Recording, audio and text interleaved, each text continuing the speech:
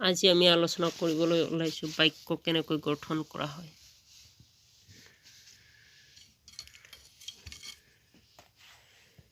বাক্য গঠন কৰা হয়।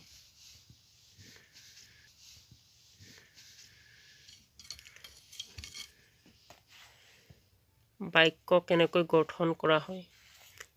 How to make a sentence. বাক্য গঠন কৰিবলৈ সকলো বাক্যৰ কি সকলো ভাষাৰে একতা কি থাকিব লাগিব বাক্য হ'ব লাগিব। সেই বাক্যটো গঠন কৰিবলৈ হ'লে সকলো ভাষাৰ ক্ষেত্ৰত বাক্য বা সেন্টেন্স ৰচনা সমূলি কঠিন নহয়। বাক্য এটা ৰচনা কৰাৰ বাবে কি কি বস্তুৰ বা বিষয়ৰ প্ৰয়োজন তাৰ বিষয়ে জানি ল'লে যিকোনোৱে সকলো বাক্যকে ৰচনা কৰিব পাৰিব।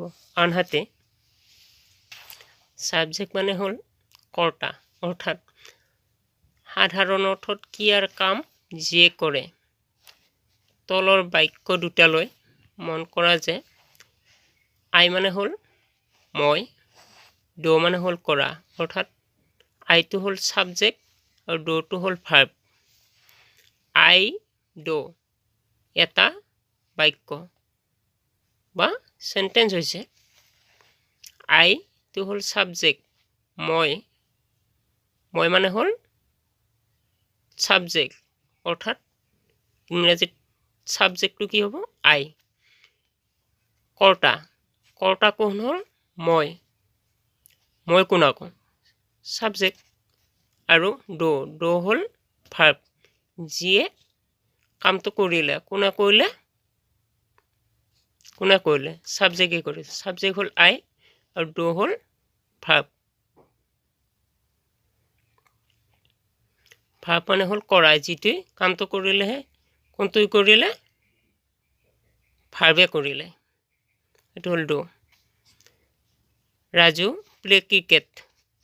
এই বাক্যটোত ৰাজু হ'ল সাবজেক্ট, ভাৰ্ব হ'ল প্লে আৰু ক্ৰিকেট হ'ল অবজেক্ট, অৰ্থাৎ সাবজেক্ট হ'ল মূল বিষয়টো যোনে কৰিলে আৰু যিটো বিষয় শেষ কৰিলে কি কৰিলে খেলিলে প্লে। খেলাটো হ'ল ভাৰ্ব, কি কৰিলে ক্ৰিকেটটো হ'ল অবজেক্ট। ৰাজু প্লে ক্ৰিকেট, ৰাজুৱে ক্ৰিকেট খেলিলে। ৰাজু সাবজেক্ট অৰ্থাৎ কৰ্তা আৰু প্লে হ'ল ভাৰ্ব।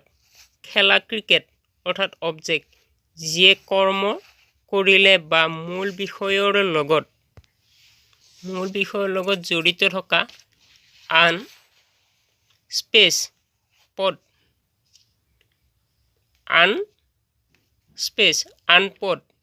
কি আছিল এটা ক্ৰিকেট শব্দটো সাবজেক্ট হ'ল ৰাজু আৰু প্লে হ'ল ভাৰ্ব। ঠিক তেনেকৈ পিছৰ প্ৰশ্ন এটা আলোচনা কৰিম, বাক্য কাক বোলে। What is sentence. কেইটামান শব্দ লগ লাগি কোনো এটা অৰ্থ প্ৰকাশ কৰিলে সেই শব্দ সমষ্টিকে বাক্য বোলে। অৰ্থাৎ এটা বাক্য হ'বৰ বাবে আমি কেইটামান শব্দ লগ লাগিব। সেই শব্দকেইটা যেতিয়া লগ হৈ কোনো এটা অৰ্থ প্ৰকাশ কৰিব তাক বাক্য বুলি কোৱা হয়।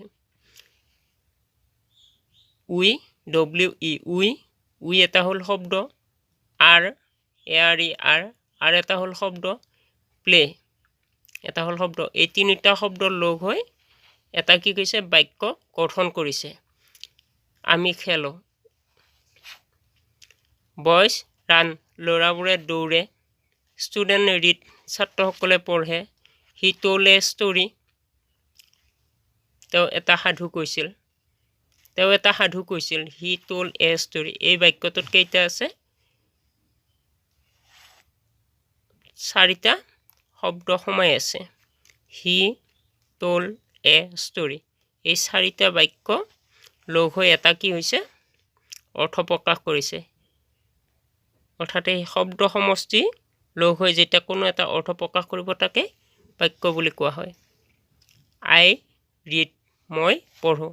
এই বাক্যটোত কিন্তু শব্দ সমষ্টি সোমাই আছে। কেইটা শব্দৰ সমষ্টি সোমাই আছে? মাত্ৰ দুটা শব্দৰ সমষ্টি সোমাই আছে। পাৰ্ট অফ সেন্টেন্স, বাক্যৰ ভাগবোৰ। বাক্য আমি কেইটা ভাগত ভাগ কৰিব পাৰোঁ সেই ভাগকেইটা আমি আলোচনা কৰিম। 1 নম্বৰ সিম্পল সেন্টেন্স, সৰল বাক্য। কম্পাউণ্ড সেন্টেন্স, যৌগিক বাক্য। কমপ্লেক্স সেন্টেন্স, জটিল বাক্য। পাৰ্ট অফ সেন্টেন্সক তিনিটা ভাগত ভাগ কৰিব পাৰি। পুনৰ এই ভাগকেইটাৰ বিষয়ে বহলাই আলোচনা কৰা হ'ব। পিছৰ ভিডিঅ' পাই থাকিবৰ বাবে চেনেলটো ছাবস্ক্ৰাইব কৰিবলৈ পাহৰি নাযাব। Thank U.